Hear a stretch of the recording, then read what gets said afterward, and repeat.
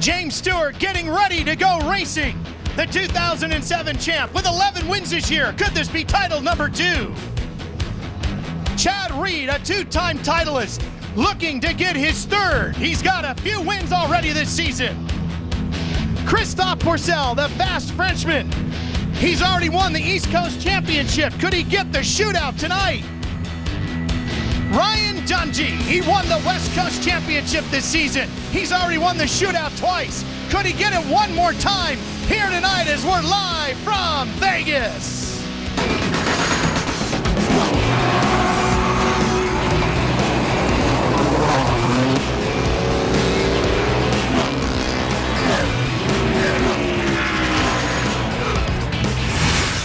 Monster Energy AMA Supercross and FIM World Championship.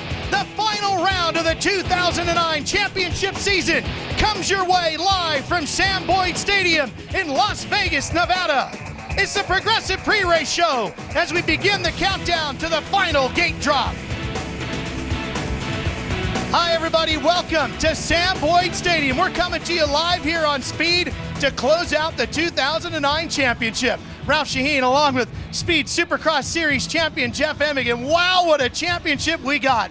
Just a few points separating James Stewart and Chad Reed. They don't like each other. This is one of the most intense championships I've ever seen. Well, there's no doubt about it, Ralph. Las Vegas is rocking here tonight. The intensity is high, all the hard work and dedication for these two champions. This is going to be a defining moment in their racing career here tonight.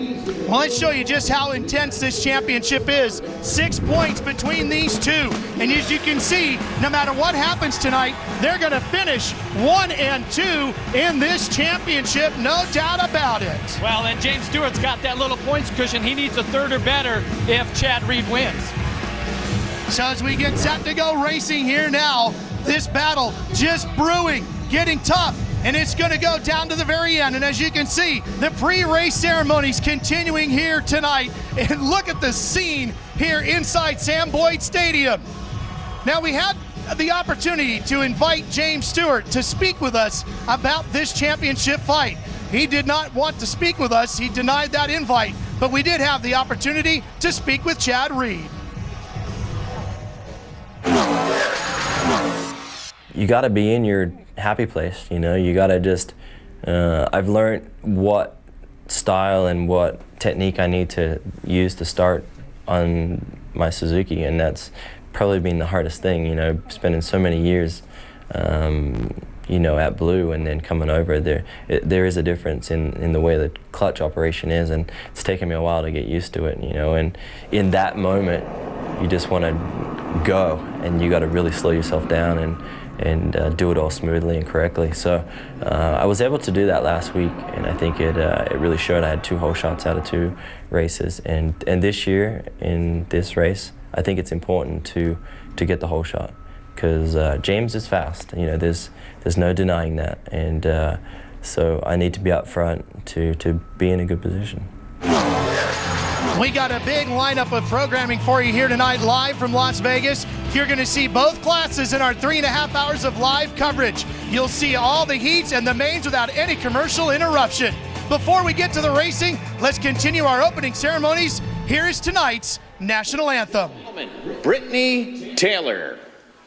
Oh, say, can you see by the dawn's early light what so proudly we hailed at the twilight's last gleaming, whose broad stripes and bright stars through the perilous fight o'er the ramparts we watched were so gallantly streaming, and the rockets red glare, the bombs bursting in air, gave proof through the night that our flag was still there. Oh, say does that star-spangled banner yet wave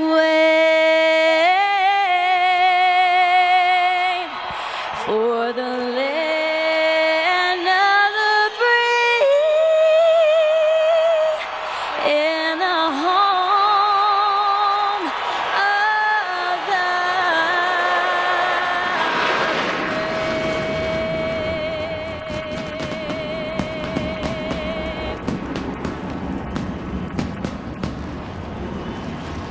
More live pictures as the pre-race ceremonies continue here in Sam Boyd Stadium. The 634th Aggressor Squadron, the 57th Wing out of Nellis Air Force Base, and their massive F-16 Aggressors flying over.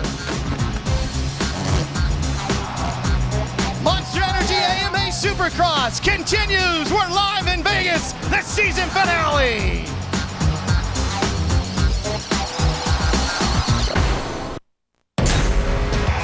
Time now for our Speed Trivia Challenge, a chance for you to win a 32-gigabyte Apple iPod Touch.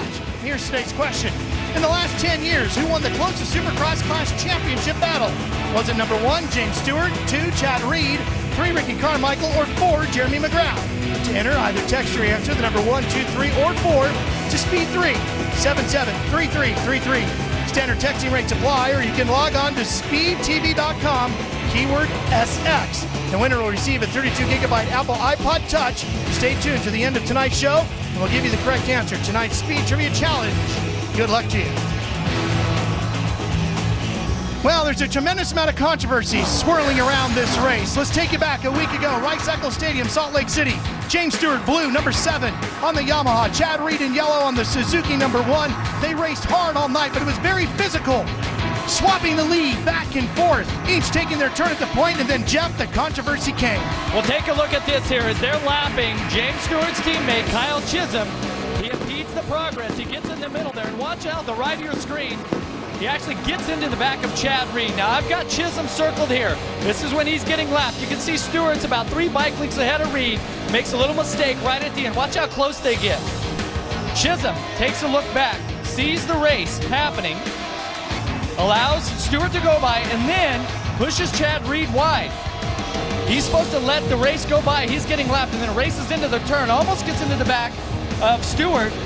Hits Reed, really took Reed's concentration off, and the race was over then. And here is a look at Chad Reed, the number 1, the Australian rider, the 2-time and reigning champion of the series, getting ready to go racing here tonight. So this battle now, as you saw, very intense, and we gave everybody an opportunity to speak about what took place a week ago. We begin with Chad Reed and his team manager, Roger DeCoster. Well, I think if you look at the replays, it's obvious that it was no accident. It was done intentionally, and I do think that Chisholm would not have done that on his own. He must have had instructions to do it. I didn't, I was heated, and I didn't need to have a Jacksonville supposedly grab somebody, want to choke them kind of thing. And, so I went there and I sat and I just kind of needed to cool off a little bit. But then after that, I was happy and fine about it all. It was like, I wasn't that heated. I felt the joke was on them. That's what I felt. And I was happy with that. I went to bed that night and slept fine. Well, the AMA had a thought about this. They said it's action detrimental to the sport and failing to comply with signals from racing officials. They black flagged Kyle during the race. It's the first time in the history of the sport a rider has been black flagged in a main event. They suspended him from tonight's season finale, and they fined him $5,000. Now, we invited James Stewart to speak with us. He did not respond. However, his team manager, Larry Brooks, did. I don't feel that incident had anything to do with the outcome of the race. So in personal feeling, I'm kind of bummed that the fans feel that way, if they do feel that way. I think we're hearing more of Chad Reed crying and Suzuki crying about it more than we are really the fans. I mean, I'm looking at my line out here of autographs, and James Stewart's got the longest line out there. So I don't feel he lost any fans, you know, for something that didn't even happen. You know, it's truly how the media takes it and runs with it. You know, that's what the race fans are going to hear, is how television says this thing happened and how the newspapers say this thing happened, not necessarily what I say. I've been silent about the whole thing. I haven't commented. I haven't done one interview about anything. It's been the Suzuki boys over there crying about everything, and you know, they need to. James Stewart's been whooping their tail, and you know, if that's what they have to say that lost them the series, they're living in a fantasy world. James took care of business, and he came from 25 points back. That's the story here, that James came from so far back and put himself in the front position, and we're sitting here talking about something that didn't even happen. So, I mean, everyone can think what they want to think, and if this is the big story, then I think we're a little bit off key. I think the big story is James Stewart came from way back, and now he's leading the series coming into the last race. There is James Stewart, his father, Big James, just to the left of him in the blue shirt, standing there. His trainer, Alden Baker there, Rado, part of his entourage, all helping to get James focused and ready to go. And during that interview, Jeff, I asked Larry Brooks, were team tactics a part of Salt Lake City? He said no. What's your opinion? Well, we know James Stewart doesn't need any help to win races. Kyle Chisholm definitely was in the wrong place. He should have never been in between those two riders. Should have let both riders go by. And I think the real loser here is us, the fans, because we got cheated out of what could have been the best 5 laps of the season so far this year. We also took our cameras down into the paddock area and spoke to some of the biggest names in the sport to get their view of last week. Well, I mean, when I saw it happen live, I wasn't, I mean, you always question, you know, did I see what I just thought I saw? And to me, I wasn't even actually sure. I saw it on replay a few times, and, you know, I'm not sure, I guess, the necessity of it, but, you know, I haven't talked to Kyle, and I don't think it changed the outcome of the race. So. Yeah, I just kind of take the stance that if there was some, like, repercussions there, he was really helping James. James doesn't need any help. We all see it. He's got it under control. I mean, Chad's definitely giving him a run for his money in the championship. I thought it was pretty bad. I mean, it was pretty blatant that, you know, watching Chisholm, I was in a good area up in the towers, so I could see the whole thing. And he obviously moved over for his teammate, Stewart, and then it seemed like he kind of hopped right back in that line. And then, you know, when he jumped on the inside of Chad there, it was pretty obvious, and it wasn't the right thing to do. I know that. Team tactics or not, your teammate, you know, you shouldn't be playing that, I don't think, at all. Controversy swirling over the pit area as we work our way closer to the drop of the final gate for the 2009 Supercross live from Vegas continues. Every great prime time. Tune in as the world's fastest motorcycles tear up the track. Join me for all the two-wheeled action plus analysis you can't get anywhere else. AMA Pro Prime Time from Birmingham next Saturday night, 10 Eastern, only on Speed. The crowd having a big time here tonight inside Sam Boyd Stadium as the pre-race ceremonies continue. James Stewart being introduced to the crowd, doing his parade lap and saluting the fans who have cheered him all season long. A very unique racetrack design here in Sam Boyd Stadium. With more on the track, here's Aaron Bates. We've seen 16 different tracks so far this season, but the consensus from the riders this afternoon is this one is a whole lot of fun. Hard pack, blue groove, high speed straightaways, and a lot of different obstacles to overcome. But what you're taking a look at right now is the ski jump. These riders, in order to execute this correctly, they've got a lot to overcome. First, they have to go through the whoops. They have to reposition themselves on the bike. They have to jump, and they're going to be landing roughly 100 feet into an off-cambered corner. In fact, you'll be able to tell just how far they are jumping, because if you notice, the lines that are drawn are in 10-yard increments. It's a slippery track. Traction is definitely going to be a challenge, but it's all about the start, and our very own Jeff Emig is going to take you through it. Well, Aaron, it is championship time in Las Vegas, and I'm telling you, I'm down here on the start. This is going to be one of the most critical parts of the race tonight. For James Stewart and Chad Reed, we look back throughout the season, 2 of their worst finishes came after crashes in the first turn. To eliminate that here tonight, first step, win the heat race. Get first or second gate pick in the main. Once you get here, you want to find a nice, straight, flat line across the gate. After that, it's all about your start routine and confidence in yourself. Your skills are going to be really important here tonight. Your start routine is something that you develop year after year, race after race. And the more routine you have, the more good starts that you have, it breeds the confidence. After that, it's really going to come down to desire. Who wants to start? Who wants it? Who wants this championship the most? And I'm telling you, Ralph, here tonight in Vegas could come down to the start. The start will be key. James Stewart watching the big screen. They're getting ready to introduce Chad Reed. He wants to know everything Reed is doing. That's Oscar Bernheim. That's his mechanic. Those two hoping to be champions at the end of the night. Stewart and Reed battling the final 20 laps. The intensity gets one more round, and you're going to see it live as they battle for another #1 plate.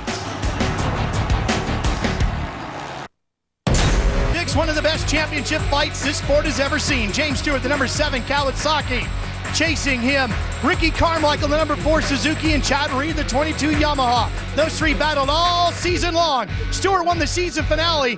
The GOAT, the greatest of all time, Carmichael, won the championship, his 5th. Dave Despain takes a look back at some of the best battles in championship history in this sport. James Stewart versus Chad Reed. It's a memorable rivalry in a sport that has seen a few of those.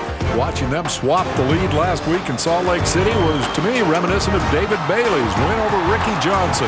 Remember Anaheim '86, maybe the best Supercross race ever. Now, this heated, tense, and emotional battle between Stewart and Reed comes down to the final, and let's all hope for a heads-up fight. Remember '83 when Bailey edged Mark Barnett by a scant 2 points for the stadium crown? Yeah, it was close, that's great, but the key was when Barnett's bike broke late in the year. I don't want to see that. Or how about the '85 controversy? Jeff Ward off the track at the finale, rode the wrong way on the course. He was not disqualified and claimed his only Supercross crown, again by just 2 points over Broc Glover. To this day, Glover fans feel Broc deserved that title.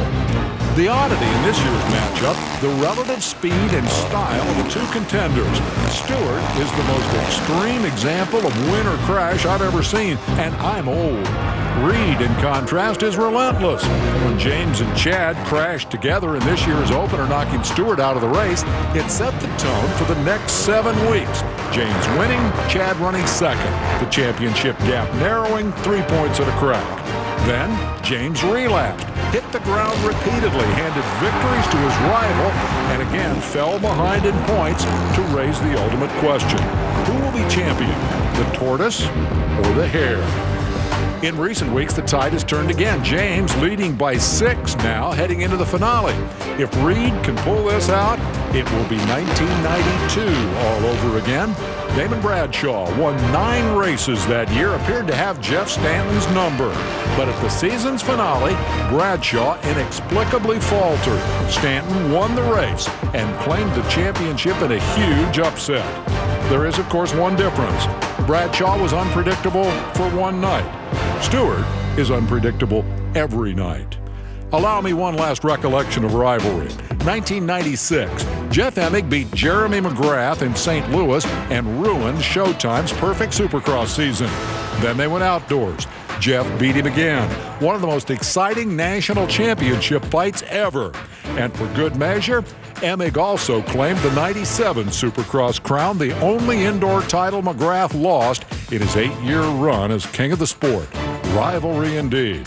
Nice job, Emig, and good luck tonight to both Stewart and Reed.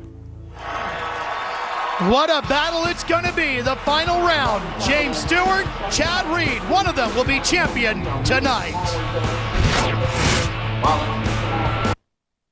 NASCAR All-Star Race is intense. Be there for the 2009 NASCAR Sprint All-Star Race. Saturday, May 16th, live in Speed HD.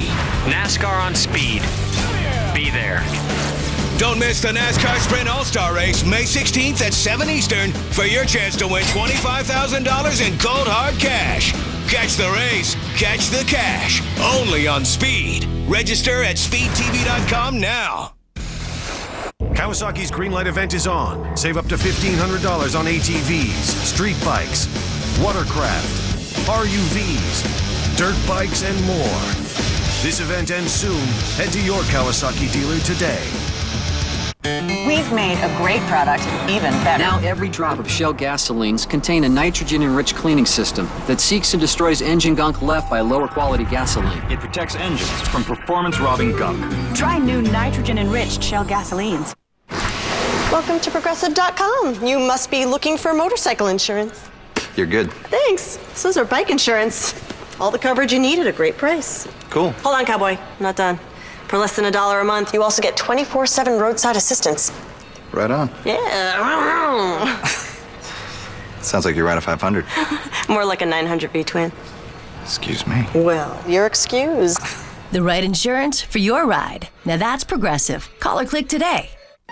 Maxiderm works exactly as they said it would. You literally start feeling it in under 60 seconds. She actually bought it for me. Now I'm a big believer.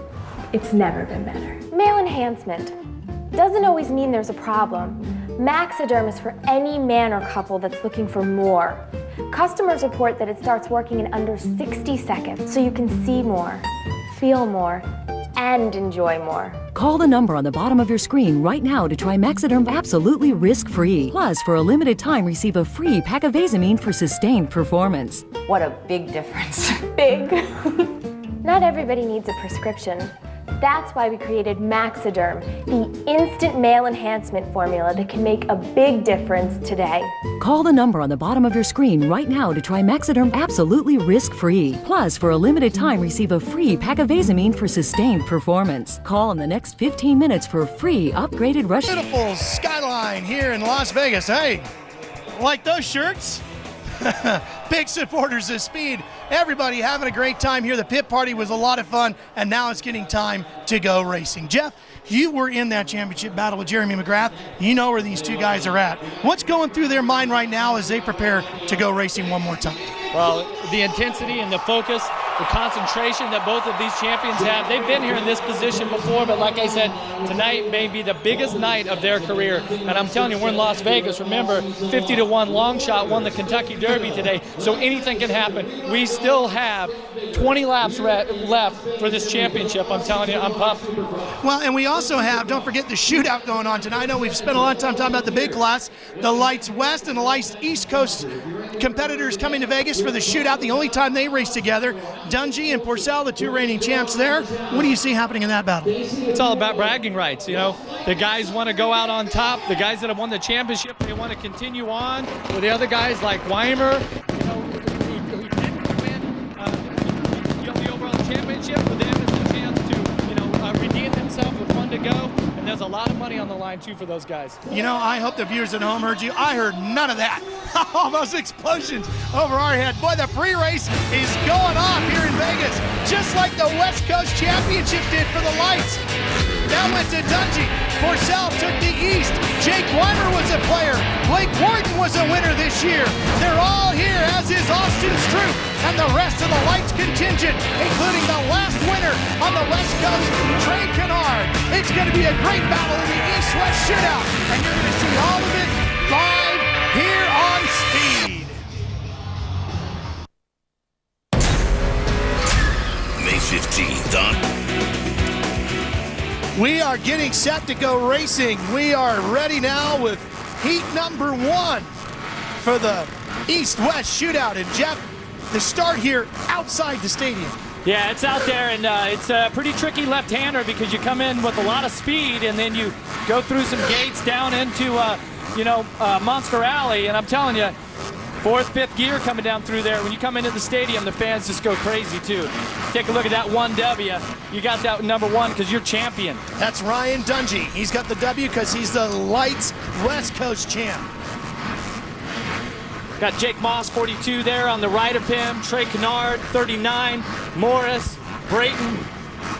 This is the best of the West right here. Absolutely. And they split that up. The West rides one heat, East rides another heat. And then they finally get to meet each other in the main event.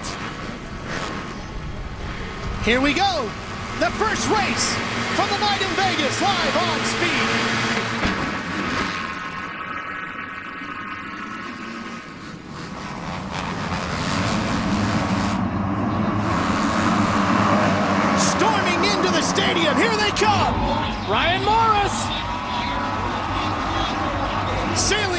big ski jump. Dungey right there in second place. Trey Canard. Down goes Morris. And Dungey is your new leader. It can happen that quick. Wow, what a great start Ryan Morris has had a phenomenal year, but has not won a main event. Comes out here. Let's take a look at this replay. Watch him come around down out of Thunder Alley. Gets over this double and just gets too far to the inside. Wow. Almost gets nailed there by a couple of riders too. Hands the lead over to the newly crowned champion, Ryan Dungey. And Dungey just feeling so calm, cool, and relaxed this week, Jeff. I don't think you can underline enough how much weight was lifted off his shoulders by finally winning that West Coast Championship. Got so close to it a year ago, saw it slip away to Jason Lawrence. This year, he completed the deal. Yeah, that's when they say you have the monkey off your back.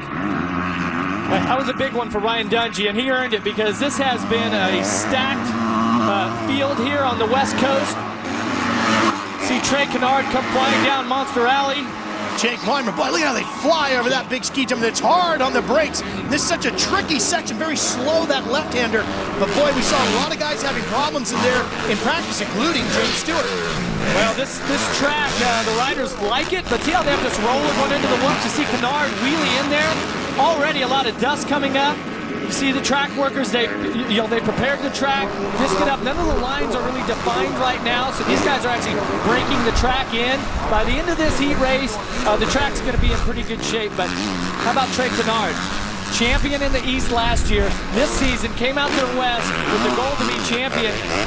Had a horrendous crash in Phoenix, and we replayed that plenty.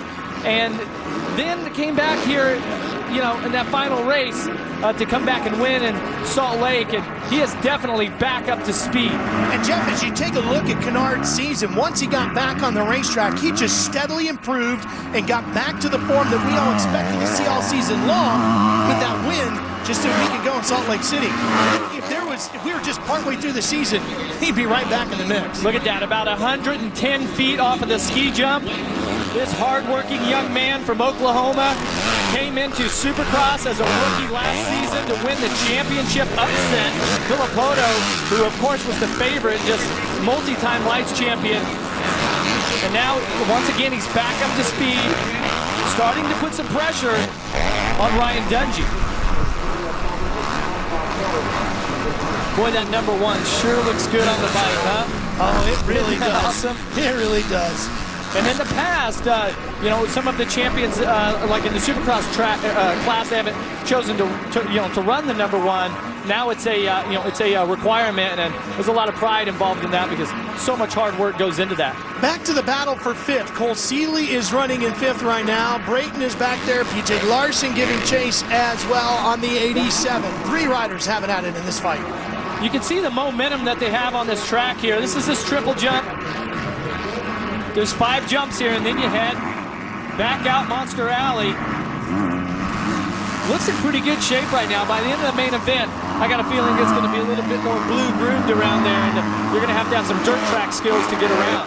We saw that in practice, even in some of the sections, the bowl turns inside the stadium, the blue groove showing itself quickly and early, and that's a very tricky part, but a regular part of racing here in Vegas. Well, and it definitely was the hottest day on the Supercross Tour this year. Boy, was it. Yeah, and this desert dirt really dries out, but you can see now some riders starting to shake it up. Just behind PJ Larson was Jake Moss. He's been flying lately. Absolutely on fire. Yeah, Moss has had 42 on the Honda. Moss having a very good season, especially at the tail end of the year. Larson and Moss fighting over 7th. One rider having issues in front of him. Is that Canard? No, that was Blow, 63. Yeah, he was running right. 4th. It's actually Jake Moss's teammate on the Troy Lee Honda. Yep, the 63. As the battle we're watching here, PJ Larson, he's a rookie riding that Candidate Pet Food Kawasaki. This is a team that has had some outstanding performances this year. See PJ taking a look over his shoulder, and he was a rookie this year. Now he's all the way through the season. He's got some experience, but he is right in the sandwich here between 5 riders, and actually he's battling right now. TJ's running 6th. We take 9 out of this heat race through the main. And Larson started off very strong this year with a 6th at Phoenix, and then it just kind of started going backwards all the way to his worst finish of the season, the 20th. And look at this fight going on here, and Morris has reeled himself back into this fight, Jeff. Morris takes 2 positions through the whoops, gets by Larson and Moss. Wow. Moss on the 42, that red and yellow riding gear. Seeley's had some outstanding rides here too. He's got a lot of potential. You know, Jeff, one of the things that's interesting is we keep our eyes on Morris on the 116, that Monster Energy Pro Circuit Kawasaki bike. This has not been a great race for the Pro Circuit team, and they're one of the most dominant organizations in all of Supercross, certainly in lights. No doubt about it. Mitch Payton's guys have year after year delivered championships and #1 plates, but something about this East-West shootout, it's been a long time, upwards of a decade probably, you know. Final lap, of course, they did win the East Coast Championship with Christophe Pourcel. Dungey had a little bit of a bobble, Jeff. Watch it, this is through the whoops. He goes in, he doesn't wheelie in. Oh, and there's a lapper there right in his way. The lapper was doing the right thing. I'm not sure who that was, but as Dungey faded to the left, he really had to get on the brakes. That was Alex Martin on the 144, the tie lube entry. Well, it just seems as though Kennard, who's running 2nd, hasn't been able to get close enough to Dungey to really pressure him. Yeah, about 2.3 seconds behind, and he hasn't really made up any time. Running well.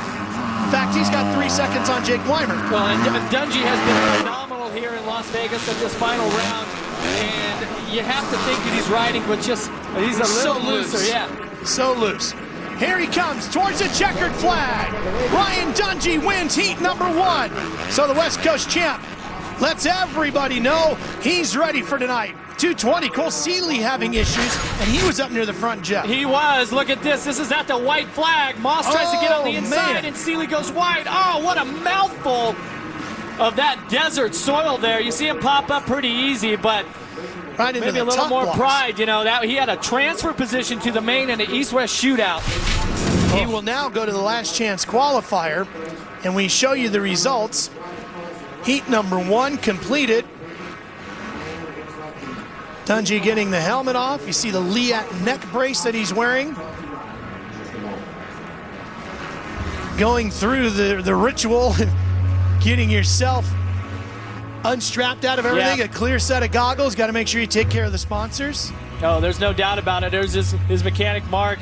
Everyone's got big smiles right now, and you can see why. Ryan Dungey on the Suzuki, top of the results page.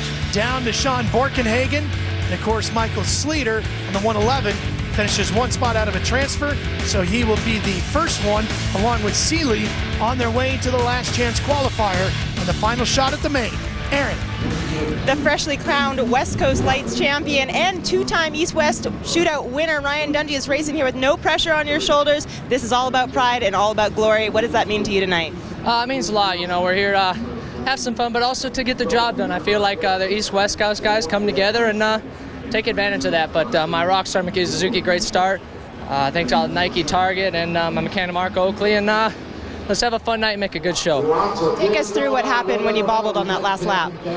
They took all the dirt and put it over the slick dirt, so it's even skatier, but I think come main event it's going to be awesome and a lot of fun, so we'll see. Congratulations on another heat race win. Well, we saw the West in their heat. The East Riders coming up next. Christophe Pourcel, Stroop, and the rest when we return to Vegas.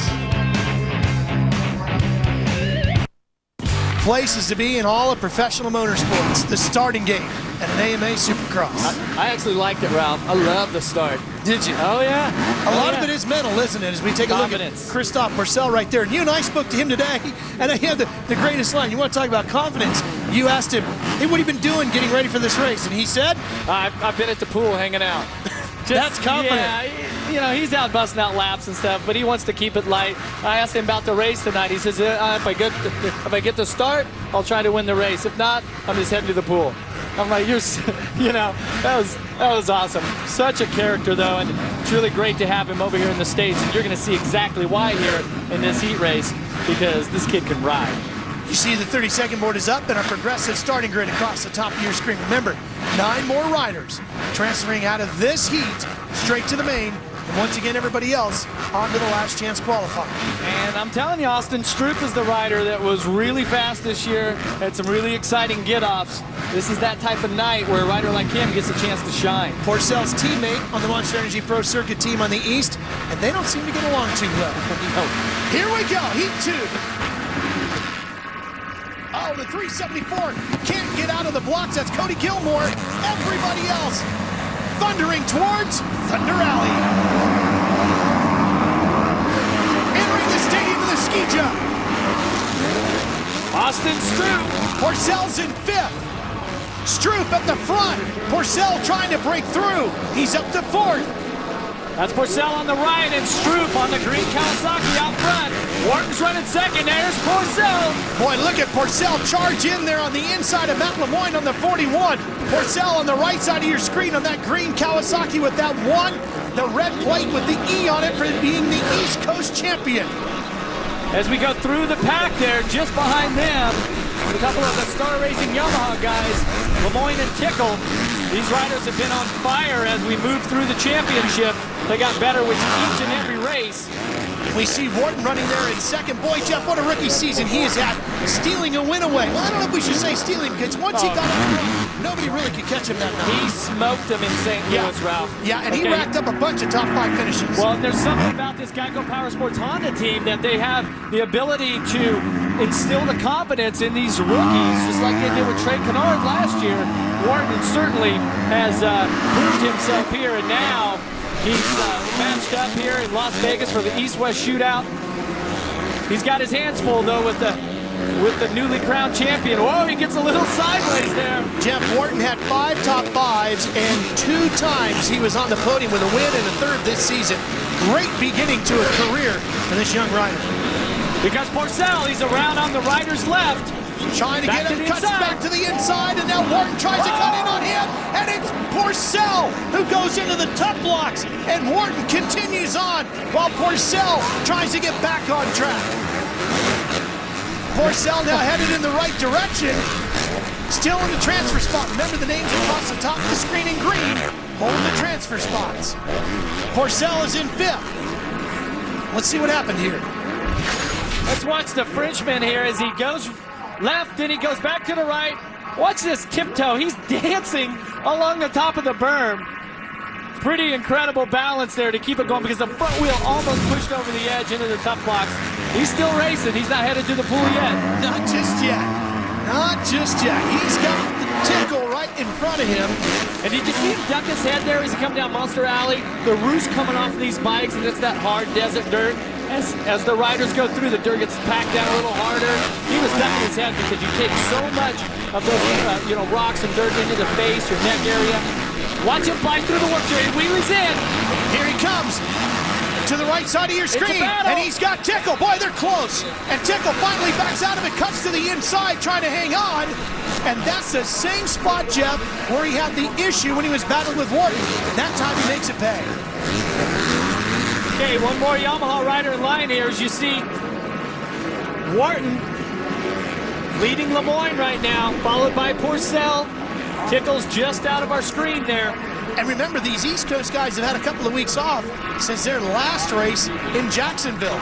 Had a little breather, get a chance to get some testing done and get focused on this final race. The season may be over, but since Supercross created this East-West Shootout a long time ago, it has provided, just the ultimate finale for Mike's Supercross action was to get both of the, of the coasts together and see how they match up. World champions this year have been spectacular. There's been challengers that have been really close. I think that the general consensus, though, is that the West and Ryan Dungey, since he's won this race 2 times, is the man to beat. But you have to think Porcel has got. Oh, they're both getting around Wharton. That was Tickle that first, or Lemoyne that first got around Wharton, and then Porcel getting by him as well. And so Wharton drops 2 spots awfully quick. He just doesn't seem to be gaining that momentum back at all. Looks like he's really struggling now. Maybe something's gone wrong with the bike.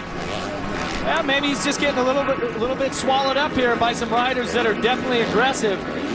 Purcell still working his way forward, even after that little mistake. And don't forget, Austin Stroop continues at the front of the field. Okay, now here's the story, Ralph. Dungey, his fastest lap in the first heat was a 106.8. Right now, Stroop, who can really fly, his fastest lap is a 107.2. A little bit of a difference there. Dungey's got the edge. We'll see if Purcell, who right now is the fastest man on the track, can lay down one even quicker. Trying to close in on Lemoyne. Then, oh boy, Purcell up almost over the berm, Jeff. He's out of control. Here he comes. Makes a mistake. Lemoyne with a big mistake. Purcell capitalizes, and the Pro Circuit riders now go 1 and 2. Stroop in front of Purcell. Purcell, the big whip to celebrate the fact he's moved up to second. You know, and he didn't really hesitate to tell us early today, too, Jeff. He's not a big fan of his teammate. Yeah, he definitely, he had some interesting words to say, and I think it's with the riders that are in this age, bracket and this point in their career, there's a lot of ego involved. You're trying to find your spot, and you're not going to give it up to anyone, not even a teammate. And he's from another country. Christophe's from France, and the riders here that are homegrown, he's taking a job here from one of the American riders, but this guy's earned it, and he deserves to be here, and we're all lucky to have him because you can see he is naturally gifted when it comes to riding a motorcycle, especially at Supercross. Final lap as Purcell continues to chase down his teammate. Well, and for him, it's trying to mellow out and get some good laps in right now. This last time around, Stroop turned a 106.9 and Purcell a 106.8. So they are right on pace with Ryan Dungey, the 3 fastest riders of the night here. Dungey, Stroop, Purcell. There you see Stroop won 4 heat races this year. Looking for his 5th. He's an exciting rider, there's no doubt about it, and he wants to win so bad. He works so hard with his trainer, Michael Johnson, and when you do that amount of work and dedication and you come up short, it's incredibly frustrating. Well, he did win twice this year at Indianapolis and New Orleans. He was right in the thick of things as we come to the checkered flags. Stroop with his 5th heat race win of the year, and he gets it here in Vegas at the East-West Shootout. Purcell making his way around. He'll take the checkers and a trip to the main, and Dungey watching. Sizing up the competition. Hanging out with the entourage there, getting the words of encouragement, seeing where they have to, how they can match up. But actually, Stroop, last lap around a 106.2, fastest of the night by 0.6 of a second. Stroop, his team coming over and talking things over, making adjustments, planning where they're going. Goggle guy right there. Don't forget about the goggles on the podium, and it really is all a part of that entourage, Jeff. And these are all the people that make that up. You got your mechanics, you got your PR guy, your goggle guy. Everybody's a part of it. Here's the results for heat number 2. Darren Durham comes up 1 spot short. Blake Wharton does hold on for a top 5 finish. Along with Will Hahn going, Jimmy Albertson's going as well. We're going someplace. That's right down to the podium, Aaron. Well, Austin Stroop finally got that start he's been looking for all season long. Austin, you're out there racing against your teammate, Christophe Purcell. Do you have something to prove with him? I think I put in some good laps. I got a good start, and I feel like there's some revenge, but I know it's going to be a tough night, and I was a little nervous out there, but it was a good race, and just want to thank my sponsors, Parks Unlimited, Thor, Maximum, Bridgestone, Scott, Vans, Terminal Velocity, Mom and Dad, my trainer. Lord Jesus, thanks. You heard it first. Tonight's race could be all about redemption. Yeah, it's going to be intense. Definitely in the lights. But you know what? I don't know if it could be any more intense than what is happening in the Supercross class. As we get closer to James Stewart and Chad Reed, we will see them along with Ryan Villopoto, Kevin Windham, Andrew Short, the man 3rd in the championship, and the Anaheim 1 winner, Josh Grant. They're all here. You'll see them racing in their heats next. What's your pit type? Sweaty? Hairy? sensitive? Introducing the first line of customized protection, New Speed Stick Pro. What's your pit type? Kawasaki's Green Light event is on. Save up to $1,500 on ATVs, street bikes, watercraft, RUVs, dirt bikes, and more. This event ends soon. Head to your Kawasaki dealer today.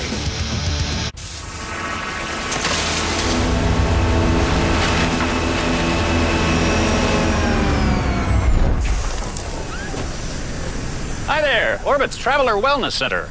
You booked a flight on Orbit's and the price went down, so here's a price assurance check for the difference. $138. Thanks. Why didn't you just mail it? We have a hovercraft. Orbit's Price Assurance. If another Orbit's customer books the same flight for less, we automatically send you a check for the difference.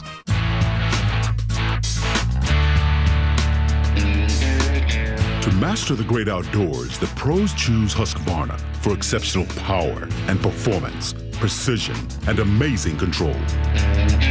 Master your great outdoors with the same power and performance demanded by the pros. Husqvarna, professionally proven outdoor power equipment. Test drive a Husqvarna at your servicing dealer during spring demo days.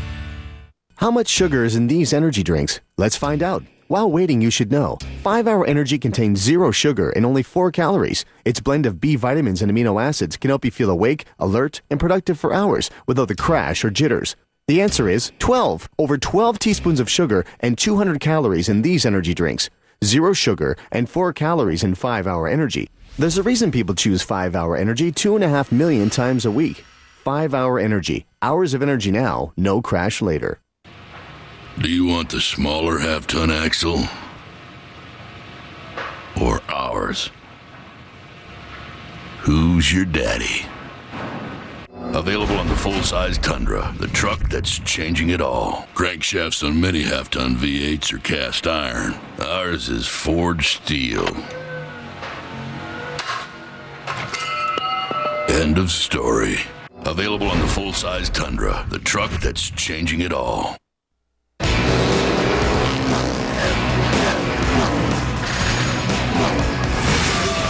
Welcome back to Las Vegas. Big crowd on hand, sold out here in Las Vegas. Sam Boyd Stadium, traditional season finale for Supercross. Ralph Shaheen, Jeff Emmig with you live from here in Vegas as we bring this 2009 championship to a close. Chad Reed and James Stewart, an epic battle for the Supercross title is on, and you can't afford to miss anything. Now with Speed On Demand Online, get caught up on the action or relive the biggest moments. Just log on to speedtv.com, keyword Kawasaki, to watch the 2009 races online on demand anytime. Exclusively speedtv.com. Earlier today, Aaron caught up with the king of Supercross, Jeremy McGrath. You just never know who it is that you're going to find here at Supercross. Of course, the king of Supercross making his way for the grand finale. Jeremy, take us through what you think of the season so far. Well, it's definitely been interesting. You know, I mean, I keep a close eye on it. I watch TV, watch the races every week, and it's been getting pretty dirty at times. But you know, last week's race was, I mean, there was a few chances that seemed a little weird with the lapper getting in the way and stuff like that, but I mean, if I was a betting man, it seems like James would be able to maybe ride a little bit, you know, more calmly tonight and get this thing done, but hopefully that race together will be a good race. If you were Reed right now, how would you deal with Stewart? Reed just needs to go out and win the race. I mean, you know, it's unfortunate that it's come to this point and he's so close. He's just got to get out there and win the race and let the chips fall where they may. Hey, Jeremy, thanks for being here. Always a pleasure to see you. Thanks a lot. Great to see MC here. I know you guys had tremendous battles, Jeff. And yeah, we certainly did. There's Chad Reed. He's got 9 heat race wins this year. Yeah, you know, and Jeremy hit the nail on the head there. For Chad Reed, only thing he can do at this point is go win the race. Yeah. And if fate's going to have it that, you know, that something with James Stewart makes a mistake or whatever, and he finishes outside of that top 3, then he'll be crowned champion. But this has been an intense series, and it ain't over yet. Yamaha starting grid, top of the screen. And, you know, Reed and Stewart are not in the same heat race, but you can't take the heat race lightly. I know we spent a lot of time talking about those final 20 laps. You got to get through here. You got to get the transfer spot. You need a good gate pick. It's going to be key. Still 2 starts, 28 laps of racing left here tonight, and anything can happen. That's right. He's got to deal with Kevin Windham, Davi Millsaps, Andrew Short, Mike Alessi, probably the best starter in the sport in this one. He's got a stacked field to get through first. Here we go. Heat number 1.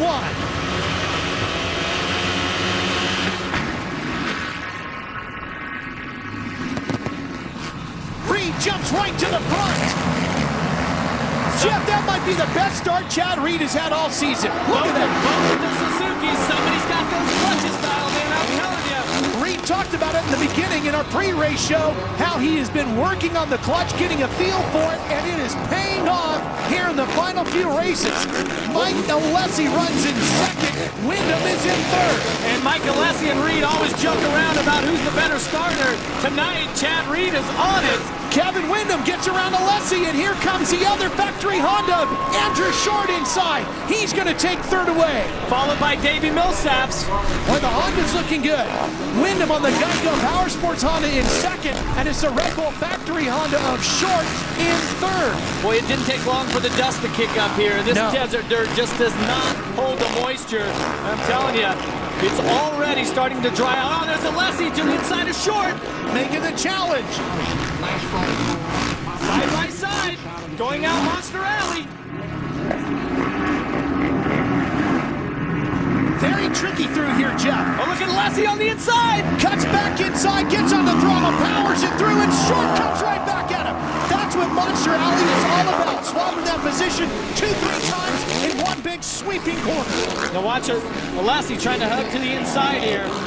That was some pretty intense action out there on the sweeper, which you think would be a pretty basic, section of the track after, all this other stuff that's inside. But now we get to one of the sections of the track that Mike Alessi has a really hard time with. See him make a mistake. Look at that. And it's eating him up. And here comes Millsaps eating into his time. I can totally relate to that. In my career, the whoop section, it was one of the toughest parts of the track for me. I just feared it. I see some similarities with Mike Alessi. There's also the similarities that he's a really good starter, and that's what that's his advantage. That's Nathan Ramsey on the left side of Davi Millsaps. Those two riders battling over fifth position. Ramsey on the Joe Gibbs Racing entry. The Yamaha rider going bar to bar with Millsaps on the Honda. The position goes back to the 18 of Millsaps. Back out Thunder Alley there. You see Nathan trying to hold the inside line. Just behind Ramsey is Bowers.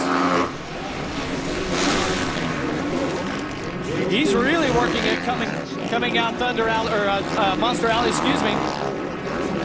Bowers on the Moto Concepts Honda has had some really good rides since he came on this team, and you can see this team has really stepped it up. There's that wood section where Alessi was having so much trouble, and again, he struggles through there, and again, Millsaps closes right in. Mike Alessi is a very talented motorcycle rider, but when it comes to the whoops, you can tell his entry speed. And we'll see if we see him next lap around. When he comes to the whoops, he gets on the brakes when the other riders get on the throttle, and that's where you give it up. And you know how I know that, Ralph?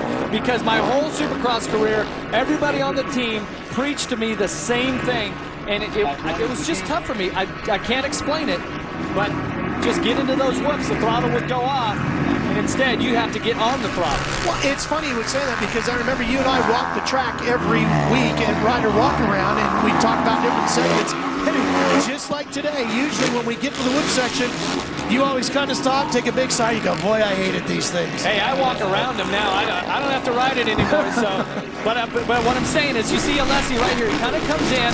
Watch Millsaps. He's going to be right on him here. Look how he closes through there. This is the next section. They have this roller going in, so it's hard to get on top of. Look at the difference in commitment, and Millsaps just takes the spot away, and there's nothing Alessi can do. Except, I guess, get on the throttle harder. Well, and it's relative that at the race in Seattle that Alessi led for most of the main event, that soil up there broke down, and there was no whoops there. And that was the difference. That's why Alessi was so strong there. Watch Alessi here. He cuts in. So it's a really good idea. Right there in the beginning, Millsaps just hammers the throttle, makes a little mistake, and still passes Alessi. That's all because of the entry speed. I had a conversation with the great Rick Johnson. former Supercross Series champion, about whoops, and he said to me, it's really just all about commitment. How bad do you want it? You have to just look at the last whoop, not the first one, look all the way to the end, open the throttle, and just ride it out. Yeah, well, you have to be a brave rider, too, because the whoops here tonight, very dry, very blue groove. You see when Millsaps got past Alessi, and take a look at the shot. Look how dry and slippery they are. What the riders will do, they'll upshift 3 or 4 times and really get the rear wheel spinning across that. Chad Reed, best lap so far, a 104.4. That's flying. Well, we're going to see Stewart here in a little bit, and we'll see how that stacks up. Going back a little deeper into the field. You see the 911. That's Bowers battling with Tommy Hahn on that 48. Fighting just inside that final transfer position. Remember the names in green. Top of your screen, hold those transfer spots. It's the guys in red that have to improve. Tommy Hahn here. Hahn to the inside on the 48. The candidate Kawasaki. Whoa, boy, it's a little sideways. Yeah, the rear end really breaking free on him. Like I said, this candidate team, they have really put together. Oh, here he comes to the outside, over the finish line jump. And he's going to take the position away from the Moto Concepts rider Bowers. Yeah, this team has put together some strong riders in the lights division. Hahn on the big bike, and he has really suited him well. See him tripling into the off-camber there, and it's so hard to make the turn because that outside berm, we can't really see it, but it's only about a foot high. Now that it's getting dry and slippery, when you triple in there, you get on the binders, and you want to slide the rear wheel down into it. Of course, if you grab too much front brake, which is the most powerful stopping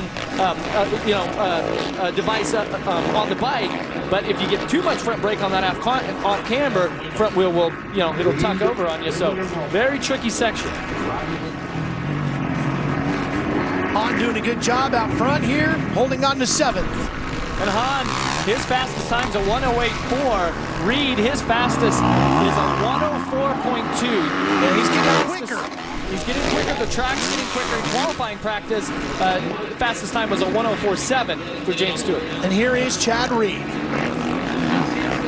Looks pretty good today, Jeff. In talking with him all weekend long, he's been very calm, very cool, relaxed, smiling a lot. You and I have talked about it a lot this year. You can tell a lot by the eyes on Chad Reed. Sometimes it looks like he's not even there. He's so frustrated over what's going on. The eyes look empty. Other times, when he's feeling good, the eyes really twinkle, and that's where Chad Reed is today. And this sport is so much about where you are mentally. It shows a lot as to how you're going to perform. Yeah, I mean, you're right there. That's all the pressure is off now for Chad Reed. He maintained the points lead throughout the year.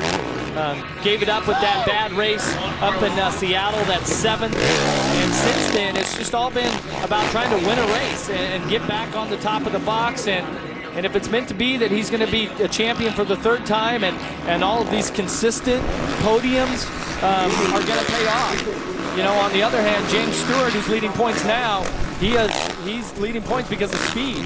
He's had 3 bad races and a whole bunch of wins. Chad Reed, on the other hand, has had a few wins and a lot of consistent finishes. Here's the battle here. Look at this. Nathan Ramsey. What a run he's having here tonight as he works his way around Mike Alessi. That's going to put him inside the top 5. He'll be in 5th. Well, a Nate Dogg here riding for that Toyota Yamaha Joe Gibbs team. He came on after they had an injured rider with Cody Cooper. So he stepped in halfway through the series and was able to get right up to speed. Now look at him here in the final race, just having a fantastic ride. Just a great effort here. Chad Reed just working his way around after having taken the checkers to win heat number 1. His best lap, a 104.2. So we'll see how Stewart stacks up with that. Here comes the fight for 5th. Remember, this is Nathan Ramsey on the blue Yamaha, the number 25. He will beat Alessi back to the checkers. It'll be Windham, Millsaps, Short, Ramsey in the top 5 behind Chad Reed. Should be the 27 bike. Reed will now ride over, talk to his crew.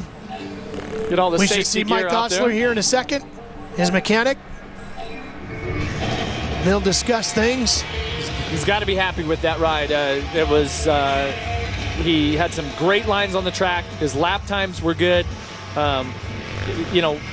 This is one thing about having a solid team behind you. I was in the Suzuki rig earlier, and all of the team guys are talking, and I won't go into giving them what it was, but they're all working together and they keep evolving as the night goes on. Chad Reed needs to evolve into winning the race here tonight. Well, he's evolved into the winner of heat number 1. Nick Way will get a transfer as well, the number 27. Here's Aaron. Chad Reed got that clutch dialed in, and he got the start that he desperately needs in tonight's main event. Chad, I'm going to ask you straight up, is there a good possibility that we're going to see some dirty riding or some team tactics take place to pay favor from last weekend to James Stewart? I can guarantee you're going to see a lot of good racing, clean racing. There's no team orders from our side, we're just go out, ride the best race you can. I love that whole team at Rockstar, Makita Suzuki, guys at Thor, Parts Unlimited, and we're going to give it everything we got. I promise you that, and I'll never give up. And win, lose, or draw, I'll walk away knowing I gave it everything. Keep your eyes peeled. We could be in store for an explosive main event. Twinkle is there. He's feeling it tonight. He's feeling good. He's ready to go. He's going to do some interviews with the PA. We're going to take a quick break, and then we'll see James Stewart.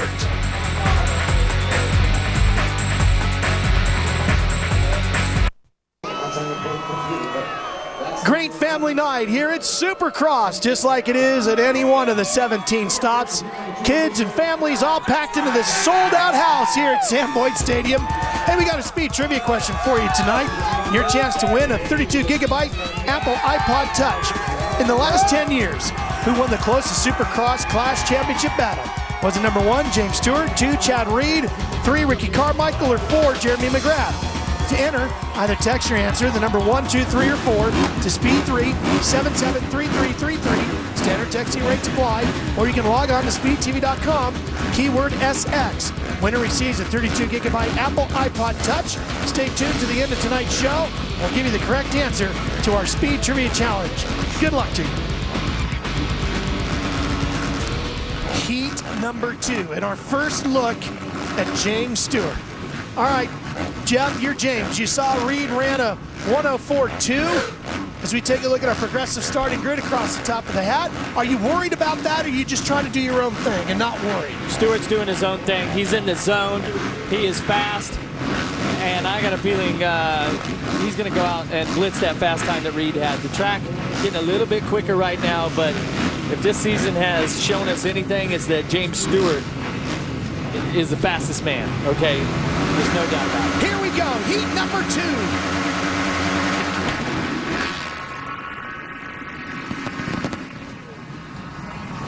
Stewart with not a great start. Here he comes, you can see him buried in the pack, fighting his way through. He's going to be 4th, and look at the top of his head trying to get out of that roost. As they sail over the ski jump, it's Ivan Tedesco in the front. And look at Villopoto making the move on the inside. And Villopoto won the main event at his hometown in Seattle. So Villopoto is definitely feeling it on that Monster Energy Kawasaki. Heat Boss is running 3rd, but watch Not Stewart. for long. Here comes Stewart. He's got 3rd. Can he get 2nd from Villopoto? Wow, that was crazy coming out of the whoops there. Watch as Stewart comes around next lap as he wheelies in and just upshifts. It was pretty loose that time around. Fighting for traction on that big San Manuel Yamaha, the 450s, just spinning those tires up. Oh, Villopoto with the move on Tedesco. Change for the lead. 3 riders flying through the sky as Stewart now challenges for 2nd, and he's got the spot in the Monster Alley. And you know Villopoto, he's going to fight all the way here. Stewart just muscles it around the inside. Great power move by Stewart. Takes the 2 off and heads to the ski jump. Oh, and Villopoto's right back. He's not done. Don't forget Villopoto, a former light Supercross champion, and Stewart, just like you said, wicks it up through the whoops, powers back to the lead. So fast through that set of whoops after the finish line. When I was out there for track walk today, I was thinking to myself, oh, Villopoto makes a mistake. He did, that hurt him. I was thinking to myself, this track is totally a James Stewart type of track. How it's set up with these long straight. Now watch this rhythm section here. See Stewart triples over that, triples on just like Chad Reed was doing, and instantly gaps Ryan Villopoto. He is on fire. What is it about this track that makes it a Stewart track? It's just the momentum, how he carries his momentum is second to none. And as these long straightaways, long sets of whoops, that's where Stewart really excels. He doesn't have quite as much advantage when the track is tighter, choppier, shorter straightaways. That's Josh Grant, the Anaheim winner, and that Joe Gibbs Racing entry, number 33. So if it's a Stewart-style track, how is Reed or anybody else for that matter going to beat him on that type of surface? It's a good question. Only those riders know. 20 laps from now we'll know. Well, if you take a look at the lap times, Stewart's fastest lap is a 104.2.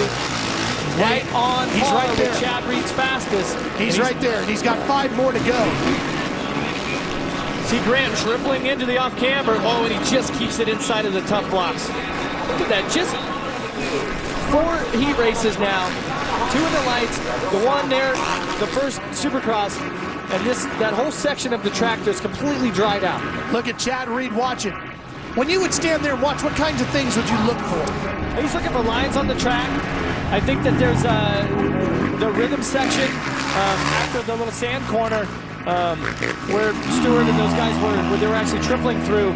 There's another option there, and Stewart did that in the second round of qualifying practice. And I'll point that out when we get back around here. We'll see if Stewart goes for it here because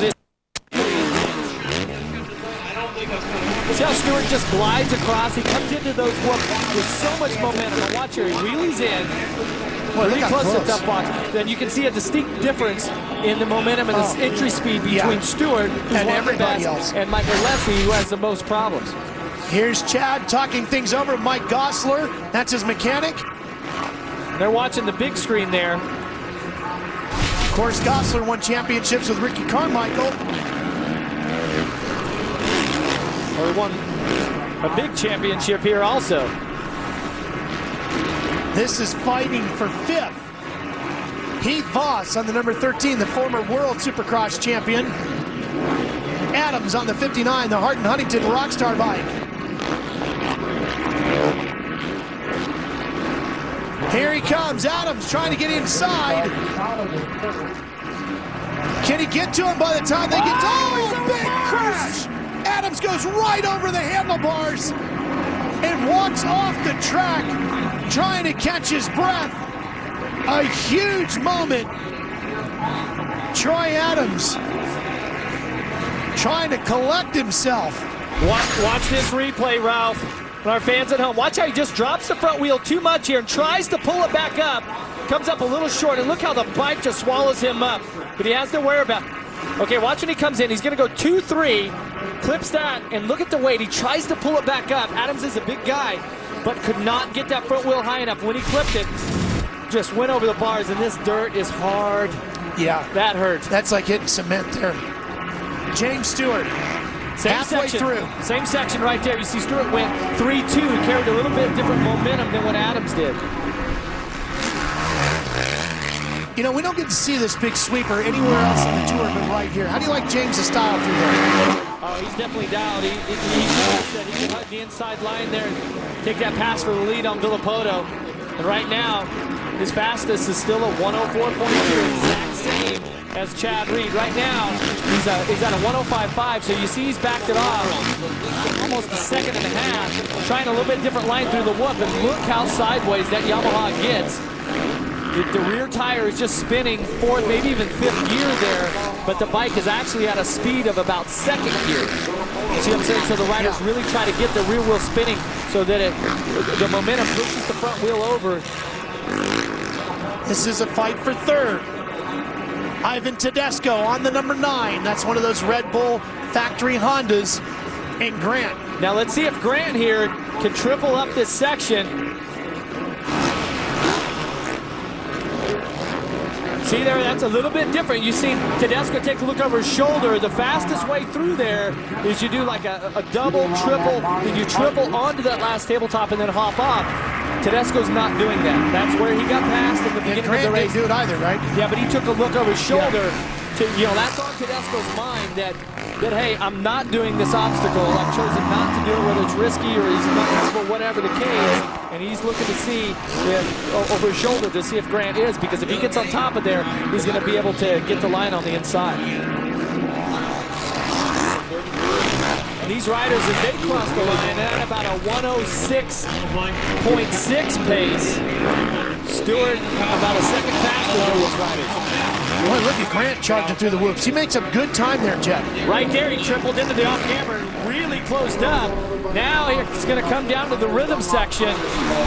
One more time here, Grant's close. If he's got this section dialed, see him trying to work an inside line in. There's Tedesco with the double. They both triple.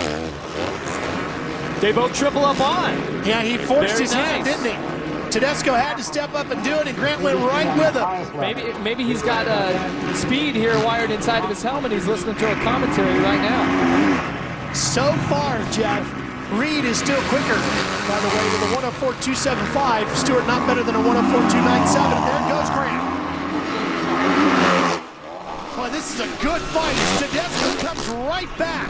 Let's see if Grant can hold the inside. Tedesco can. Oh, he gets this! Oh, and he comes jumping to the inside of him. Now let's see. That whoop section. This is where Grant's so good. Back at him. Stands him up and takes it away. Tedesco, let's see if he can get through the whoops clean here. Oh, look at Ivan fighting to get through that whoop section, and that's going to end that fight because Grant is going to be able to gap it. Final lap for Stewart. 104.297 his best. 104.275 the best for Reed. It's not much, but every little mental edge you can get is going to be huge on a night like this.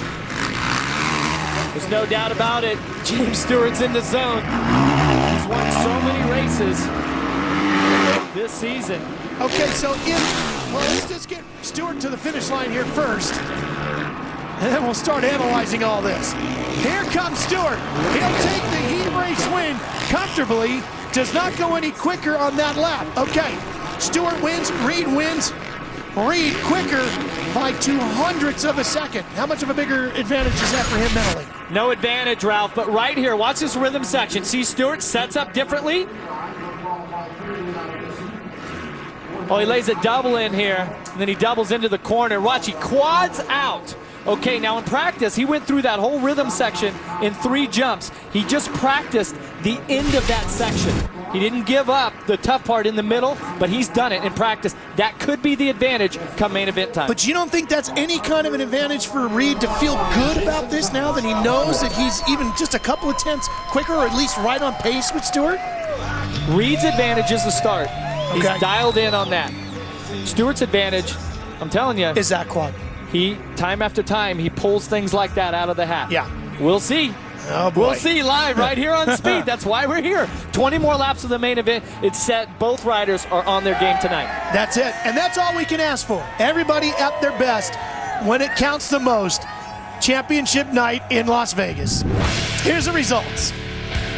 Villopoto hangs in there. He finished 2 seconds behind James. He might be a player in the main event. He gets another good start. He can make things interesting for these guys in his first few corners. Well, no doubt about it. You certainly can't count out Josh Grant, who won the opening round. Wouldn't he love to win the final round?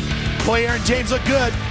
Definitely did. He comes in with a 6-point lead over defending Supercross champion Chad Reed. James, I'm going to ask you straight up, is there any concern at all that Makita Suzuki's sole mission this evening might be to clean you out for this championship? Well, you know, I can only do what I can control, and I would hate to win like that, but, you know, it's just racing, and everybody loves a good time. Just thank God to have my Samuel Yamaha up here, and hopefully we can ride a little bit better than that and see what happens. Is there anything that you found on that last lap through that rhythm section that's going to help you out in the main event? 20 good laps, that's all that's going to help me out tonight. And lastly, you were a little bit slower than Chad Reed during that heat race. Is that any concern? No, Chad's riding unbelievably good tonight. And, you know, I'm just trying my best to run with him. You know, he's been riding good all year, and we'll see. So hopefully we can get those Yamaha boys a good night. Congratulations. The drama is going to unfold when that main event gate drops. Oh yeah, that main event's going to be good. And by the way, the greatest of all time, Ricky Carmichael's going to be joining us for the call of both main events tonight. What a night it's going to be, live on Speed. There's the Stratosphere towering over the Strip. We're quite a few miles off of the Strip, but great view of it nonetheless from here.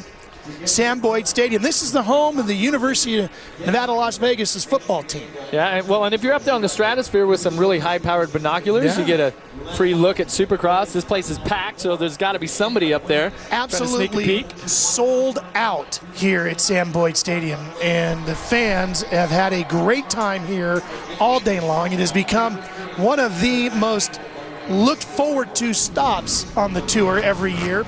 No doubt about it. This ticket is hot here tonight. It's the hottest ticket, hotter than the fight, any of that stuff. The fans here for Supercross, they are so amped up because they know the East-West shootout, okay, what that means, but Stewart-Reed battle for this championship doesn't get any better than that. This is a last chance qualifier for the East-West shootout, and this is really the first time the East guys and West guys have been together. They had their separate heat races, but now the guys desperate to make the main are all grouped together.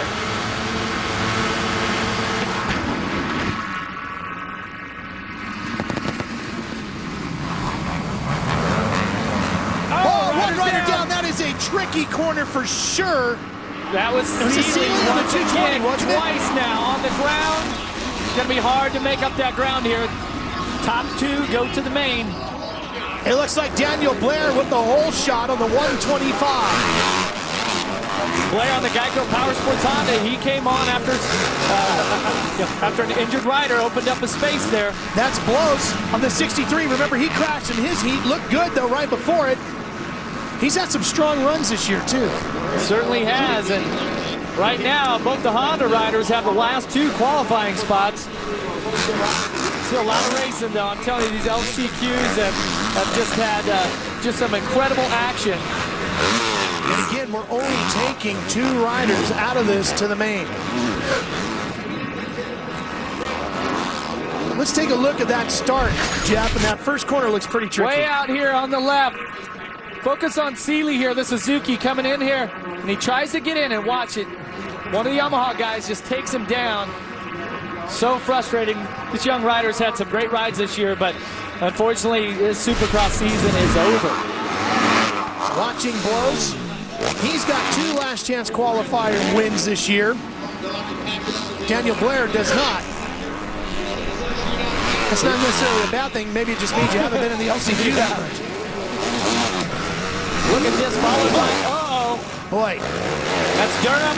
Yep, Durham's in third there on the 159. He's got Hall coming with him. Oh, both riders get the hops. That's going to allow Sleater on the KTM to close up. Sleater's on the 111. And these riders know the positions. They know they take two. They're battling it out within this position here, but Third's not going to get it done. These guys are going to have to put the heat on Blows or possibly Blair to get up there into that final transfer spot. And they've only got 2 laps to go.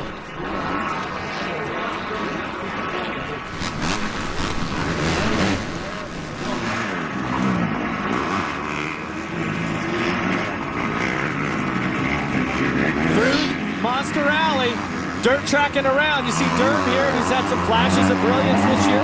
Michael Hall, a young rider who certainly has had some good rides off and on. Now, we talked about this track as a 450 track. How is it on the 250? It's tough when you get around past the finish line right here. You hit these whoops here, they're really dry. And remember, the lights guys are, for the most part, they're rookies, they're younger guys, they're gaining experience. Get to these whoops. Look at Michael Hall getting bounced all over the place. He's one of the smaller riders on the circuit. Durham, he's a rookie.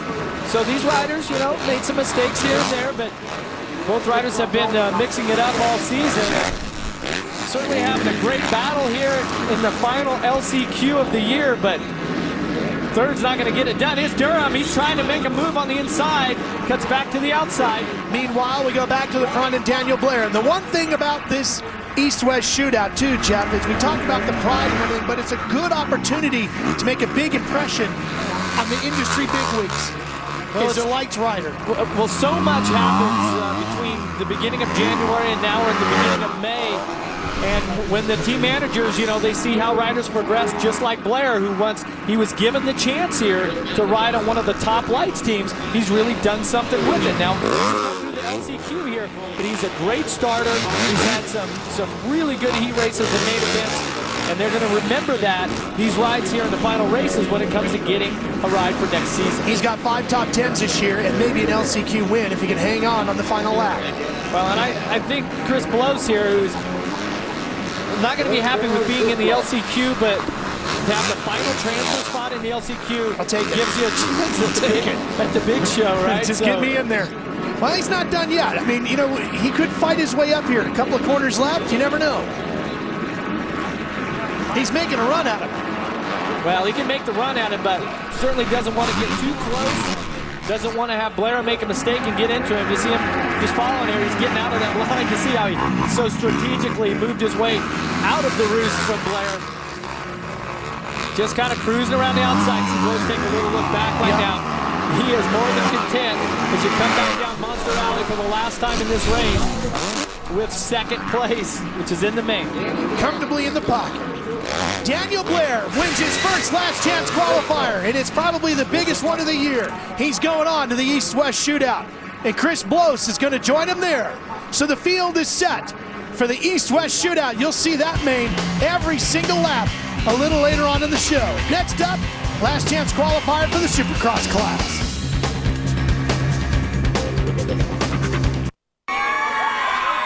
Look at these folks having fun here tonight. And when I tell you there's not an empty seat in the house, you should see the press box. We're way up in the top of this big building you see towering over the grandstands, and the press box is to our right as we look out onto the racetrack. It's full of media and VIPs, and I mean, it is packed full. Well, and there's tons of celebrities and everybody up here right now. Got some good Charlotte are here. Plenty of old motocross racers. Yeah, Damon Bradshaw over there. Hey, you know, there was a pretty big moment in that last chance qualifier. We want to make sure we show it to you. Unfortunately, Spencer Daly, the guy who did it for us, came up way short on the triple, and look how he just gets eaten up as the bike follows him. But fortunately, he's all right. He crawls off, but that doesn't feel good. No. Night is over. Season done. Yeah. And we talked about how hard this surface is. What's it like when you fall out of the sky like that and land on this hard dirt? It's not good, but you know it instantly. You know when you make a mistake. And, you know, I've crashed over a triple just like that at the Anaheim race. And actually, Windham landed on top of me. And, I mean, stuff just went flying everywhere. And it's really the fear of getting landed on, you know, somebody hitting you from behind. But fortunately, Spencer made his way off the track there, and we hope he's all right. One of the great things about it, though, the Asterisk medical crew right there. And, Jeff, it's got to be such a relief when you have a moment like that to look up and see Doc Bodner or one of the guys, somebody you know, Eddie Casillas, to help everybody there, you out. Yeah, we are really blessed in this sport that we have, the Asterisk medical unit and their whole staff. I mean, they treat us like we're their own children, you know. That's just on hand and excellent, you know, staff that they have. And look at the crowd enjoying themselves here tonight. The PA guys having a lot of fun with them. A very